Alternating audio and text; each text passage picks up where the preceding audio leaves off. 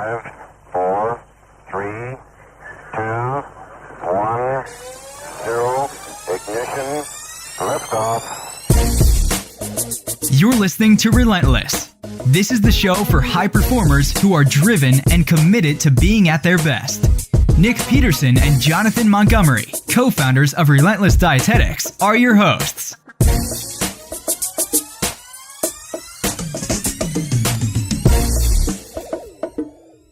Welcome to the Relentless Podcast. I'm Nick Peterson, hanging out today with Jonathan Montgomery. What is up? And the Dr. Trevor Kashey. Hello. And we're here today, as per usual, to talk about getting a little bit better. In the last episode, we really hammered home the concept of removing guilt and shame and the cycle that we call the a-hole cycle. If you didn't listen to the last episode, you don't know what the a-hole cycle is, go give it a listen. But most people fall into this cycle because they're looking for help or direction. They need money, they want to lose weight, they want less stress, less anxiety, more free time. They want to make sure that they're setting a good example for their kids, like all these things that they want to improve. And one of the things to remember is if you're trying to get out of a hole, the first thing you need to do is to stop digging. Yeah, there's absolutely nothing wrong with setting goals, taking on new endeavors, and seeking to constantly improve. We're pretty big fans of that around here, both personally and professionally. But always doing more is not really the only way to get better every day. As effective as adding something into your life can be, removing things can have just as much of a positive impact. Like you said, stop digging, step one. This often can provide an even larger return in terms of freeing time and mental energy for your existing pursuits, as well as making room for additional tasks without increasing your fatigue, adding to your allostatic load, or crossing into the threshold into overwhelm and you eventually being rendered ineffective completely. I totally agree. I think it's common for people to feel overwhelmed about something or other or life in general, and then take a stand and stick their chest high up in the air and say, I'm going to do something about this. And then they read a book or find an article, listen to a podcast, whatever, and then decide this is all the stuff I'm going to add to all the crap I'm doing to decrease my overwhelmedness feeling. And it's something that I don't think has a lot of positive impacts in the long term. I'm a huge proponent of not what can you add, because this is something that with not just high-performing athletes, but more high-performing people. It's what can I do? What more can I do? What more can I do? And I'm a huge proponent of what can you take away? If you can remove things, then, like you said, a lot of time and energy will magically appear so you can allocate your mental resources, free up some of that, cognitive load to accomplish the things you need to accomplish so you're not as overwhelmed anymore. And sometimes just removing a bunch of crap helps remove that overwhelmed feeling and clears your decision-making capability anyway. Absolutely. Couldn't agree more. I remember one time I was sitting in the office with you, Trevor, and we were sitting with somebody who actually happens to own a McDonald's, and it was, I'm out of time, what can I add to facilitate more success? And we asked some questions, and Trevor said, well, can you watch 1 hour less of Netflix every day?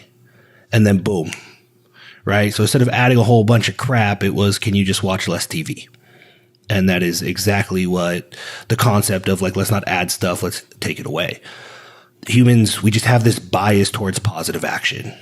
And it's really hard for us to focus on how avoiding the downside is a plus. So we add something, we recognize the benefit, we celebrate, but we fail to notice when we take something away and something bad didn't happen.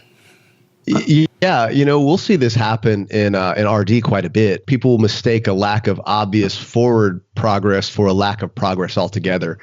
But in essence, not backsliding during a time when they normally would have is absolutely progress in terms of not having to make that ground back up. Especially true around the holidays. If you maintained your weight during the holidays and you didn't pack on 5, 10, 15 pounds after the season like you've done nearly every other year of your life, then guess what? you made massive progress. Simply by not engaging in the behavior you normally would, you end up putting yourself way ahead of the curve. Maybe the scale didn't go down, but it didn't skyrocket up. And that equates to a massive amount of time, energy, and stress you don't have to expend working off the gift that keeps on giving. Instead, you can utilize it in other areas and avenues for even more forward progress. And I think people need to be aware of that. I think the concept of the overnight success is a really good thing to reference here, because it's really easy to see, the classic before and after. Like one day you wake up and now you look like you should be on the cover of a magazine. This person is so lucky. The person says the overnight success took a few years and never really sinks in. And when you're going through this process yourself, there's this saying, don't sweat the small stuff. And I think that saying is a load of crap, because it's all the small stuff that leads into what you think the big thing is. The big stuff is all the small stuff added together. So if you don't sweat the small stuff, you can't appreciate what you are doing to allow yourself to recognize that you are building this building, or whatever metaphor, you're growing this tree, not a bush, not staring at the dirt, whatever metaphor you want to use. I think sweating the small stuff is really important, because like Jonathan said, this is not getting worse when most of the time people do. This is making the correct decision when you could have made a decision that really screwed you up. This is not necessarily driving forward like a juggernaut. It's really just, are you making decisions that are going to lead you to where you want to be, or are you making decisions that are actively detracting you from where you want to be? And that doesn't necessarily mean you are climbing the ladder all the time. So I think sweating the small stuff is really good, because it allows you to recognize those, I guess, little victories is probably the best way to put it. I think it was explained best to me, and what resonates is like the bucket. And everybody wants to fill their bucket as fast as possible. But the long term, the overnight successes that took 5 years, maybe not be rushing to fill the bucket as much as they just plugged the holes, right? There's no leakage for the rest of the year. And that's really like via negativa, where can I prevent leakage? What can I take away so I don't have to add so much stuff all the time to feel like I'm doing something productive? And like Jonathan said, I think when somebody says, hey, I joined RD, I did what Jonathan said, and this is the first Thanksgiving I did not put on 10 pounds, they get it. And that's awesome for us, I think.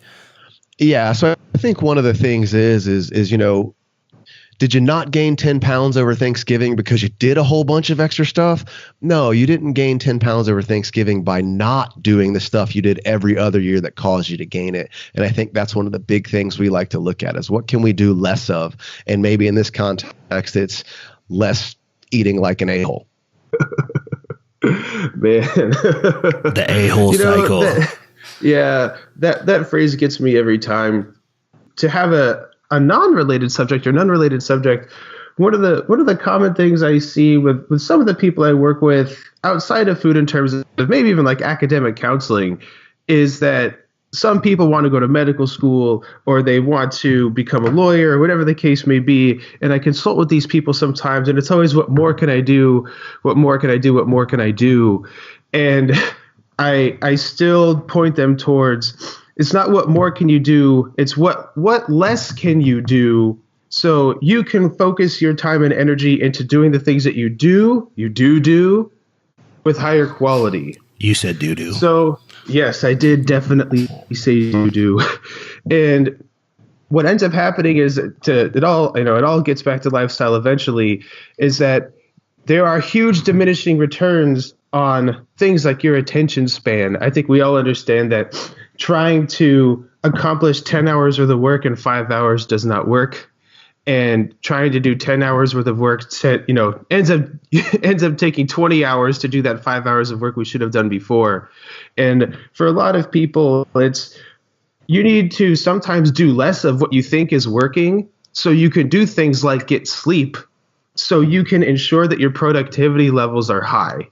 And I think efficiency and productivity are not necessarily the same, is that you want to make sure that you are getting something done versus just doing stuff.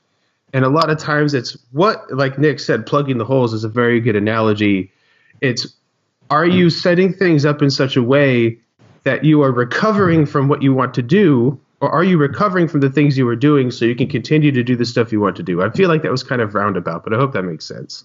What I like to do is anytime a member or anyone really asks me about, like, I want to add in this or I want to add in that, and I'm like, great, that's fantastic. What are you going to take away?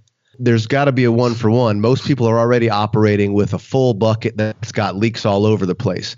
So if we want to start scooping stuff more in it, what are we going to take out to make sure there's room for it? And, between removing activities and plugging holes, I think you got a pretty full plate. You may want to be very careful on how much extra you try to add at first. If you're ready to get the body you desire without depriving yourself of the foods you enjoy, download your free diet playbook now at www.relentlesspodcast.com. When somebody comes to you, I've seen it 100 times, either one of you, somebody comes to you and says, hey, add something, and you say, okay, we're going to take something away. I think it ends up being better than 1-to-1 because the return is so much greater than the thing they take away, right? So we add something simple, take away something complicated. It's much, much greater than 1-to-1 as far as results.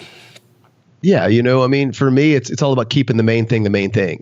For me, not wasting time trying to research what's the pinkest Himalayan sea salt or the most organic chia seeds on the market. It saved me a tremendous amount of time, anxiety, and analysis paralysis. When there is a time to complicate things, I'm all for it. But there's also literal zero benefit in doing it just to pat myself on the back for being a trooper. It just doesn't make sense. Yeah, that's one of the things I've observed the most watching you guys work. Other things, I'll just run through them real quick that I've really picked up at just watching the success rate of RD. The concept of depth versus breadth, right? Understanding that really focusing on the main thing, like you just said, instead of picking up a bunch of new stuff, just getting really good at the stuff that matters. Yeah, this is a great one, and I've actually had Trevor remind me of this several times. There's well-rounded, and then there's unrealistic. Developing skill and pursuing competency, let alone mastery, it takes time, and you only got so much of it.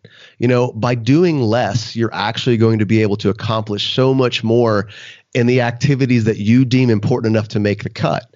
And you only have so much time dedicated to these things. So trying to do 47 things at once at a 1% improvement isn't nearly as well as doing one thing and getting a 47% improvement over and over again until you can move on to the next one sustainably and have the effort to put forth to it. Another one, and this is going to be maybe popular, maybe unpopular. Instead of adding exercise, which is kind of what everybody resorts to when it comes to their body image and stuff, you just remove the binges, right? That seems to be like the biggest impact. People say, oh my gosh, I'm exercising less than ever, and I look and feel the best I've ever looked and felt. And I get the feeling it's because you have a system that just removes the a-hole cycle. This one's huge, especially in terms of people attempting to utilize energy expenditure to compensate for a massive caloric indulgence. Honestly, guys, it's just a lot easier and way more effective to simply not go full ham on the weekends, crushing the Chinese buffet, hitting a couple extra large pizzas, and then cruising by the all-you-can-eat chicken wing challenge and try to sweat it off with a couple two-a-days at the gym and a few extra Zumba sessions. It just doesn't work that way. You're going to get a lot more progress by just being responsible and not trying to make up for things that really don't exist. I just wanted to point out the obvious crude double entendre of going ham and calorie indulgences. For those of you who don't know what ham means, it means hard as a mother effer. But I actually think in this context, going full ham, I see this picture of Jonathan sitting in front of the roast beast from Dr. Seuss with the big cartoon bone sitting out of the leg. When he says going full ham, that's what I'm thinking of, just so you know. You have forbidden me from buffets, T. I have been foreboding. It was a terrible day of my life when I got that email that says, no, you may not go to a buffet, but I listen to you. Oh, put all this on me. That's okay. You can do that. I love it. No buffet. Jonathan, you want to get out of the hole. Stop digging. I was digging a pretty deep hole when I first started working with Dr. Kashey, and things have been improved tremendously since then by me not going full ham. Full ham. I'm never that makes me happy.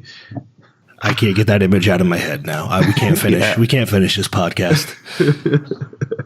Okay, I was avoiding trying to touch on the reward and the punishment for exercise and eating, which is like where this academic example came from. But since you brought it up, I think it's cool to address is that you're very right.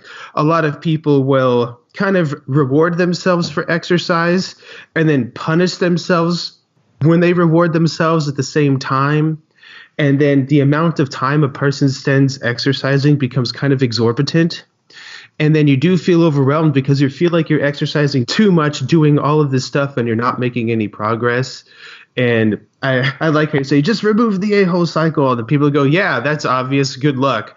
But the reality is that once you start to be objective about the things that you do, of course, it's, move more and eat less, blah, blah, blah. Everybody knows that. It doesn't work. But that's kind of a load of crap. But the reality is that a lot of people make the decisions they make based off of, how they feel because it's something that may have happened either earlier or later, bad day, good day, whatever. People celebrate with food when it's a good day. People comfort themselves with food when it's a bad day. And when people make decisions about the food they make or the exercise they do, there's no real objective measurement that's going on. So if you do want to have ice cream, you don't have to have the added stressor of, I don't know what to do, so I'm just going to eat the whole thing or eat till I'm full.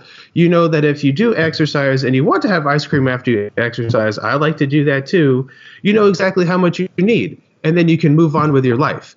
But if you don't know how much you need, then the whole exercise, pun intended, of eating ice cream or whatever it is becomes super stressful. And then, this is supposed to be a reward, and now it's stressing you out, and now the stress has gotten high enough that it may cause you to act like a goofball.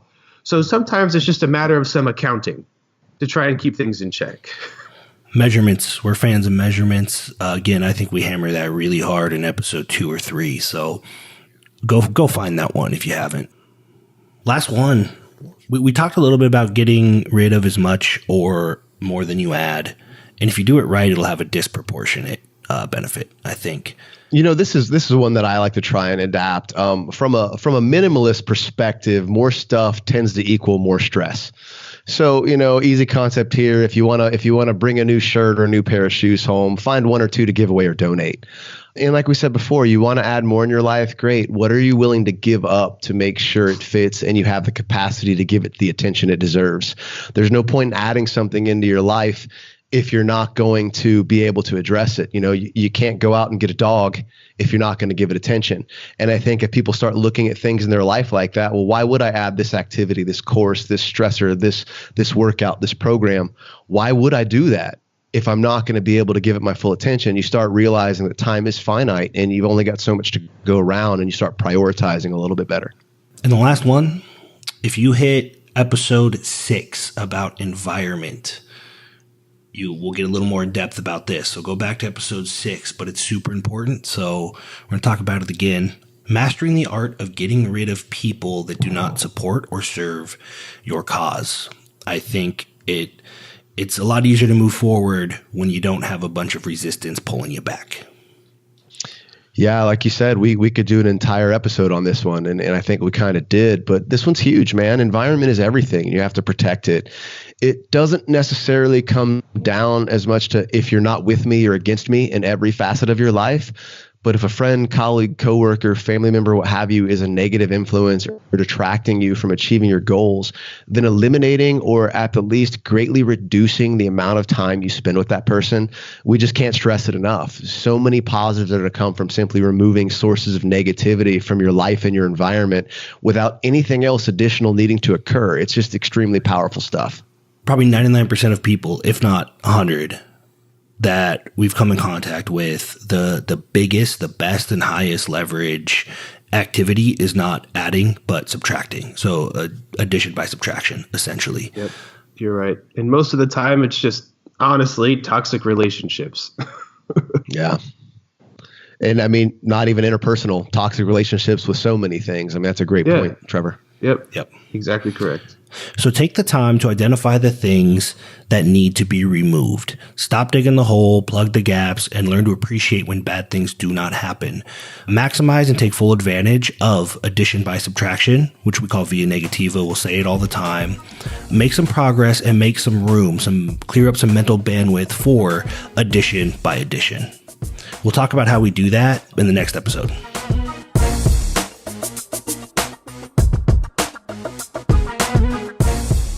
You've been listening to the Relentless Podcast. Now, if you've enjoyed this episode and you want to keep getting a little bit better every day, do us a favor, head over to iTunes, subscribe, leave us an honest review, and be sure not to miss the next one.